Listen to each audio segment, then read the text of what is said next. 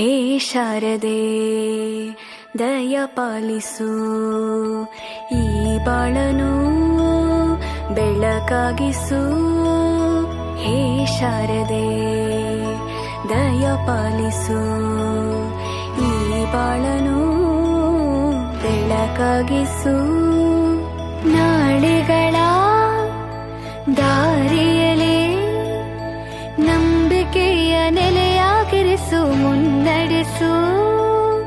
ಕೈ ಹಿಡಿದು ನಾವಾಡೋ ಪದ ಪದದಲ್ಲೂ ಸಂಚರಿಸು.